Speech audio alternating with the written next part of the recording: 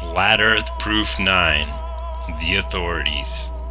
The year is 1954, and Admiral Richard Byrd has just returned from his latest Antarctic expedition.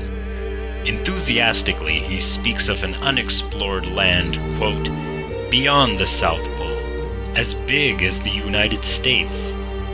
Calling it the future of the nation, he further touts it as being the most valuable and important place in the world for science, an untouched reservoir of untapped resources, including coal, oil, minerals, and uranium. Now, remember that these are the 1950s, and there are no environmental groups to argue sustainability. The world is the businessman's oyster, and the future is looking very promising. But here's where the twist comes in, because following Admiral Byrd's next mission to Antarctica, after supposedly returning to the United States, nothing happens. No further missions, no talk of any further exploration, nothing. And then a meeting was held between the nations eagerly awaiting to slice Antarctica up like apple pie, with all signatories agreeing to no colonization of Antarctica. In 1959, the Antarctic Treaty was enacted, barring any independent exploration of Antarctica by the public, with no revisions until the year 2041.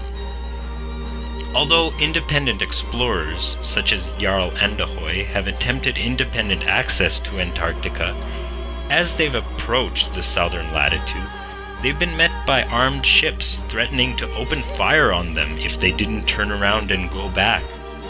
There are only 3 entry points to Antarctica sanctioned by the Antarctic Treaty, through which civilians may enter and tour Antarctica, but only under the supervision of pre-planned tours.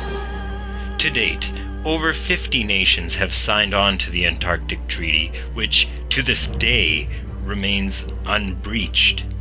Now, has any other treaty between industrialized nations lasted so long? Furthermore, as rocket science was also a quickly expanding field at the time, it only followed that the authorities seized control over the aeronautic industry before private enterprises were able to venture high enough and disclose the globe deception.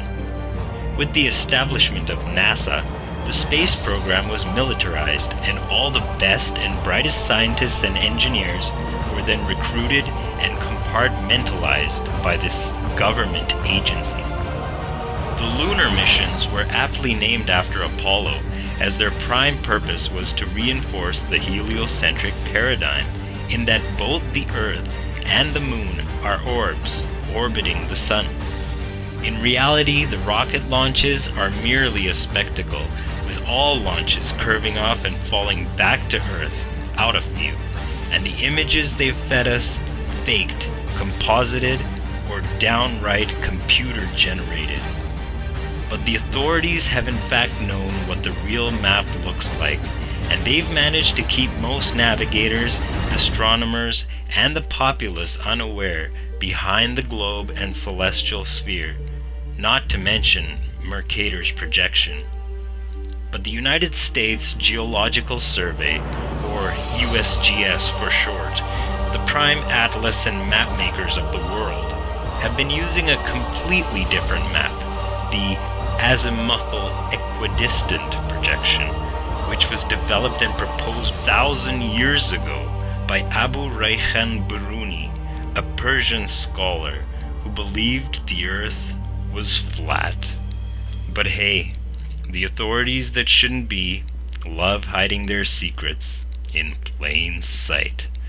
So investigate the subject for yourself and ask questions.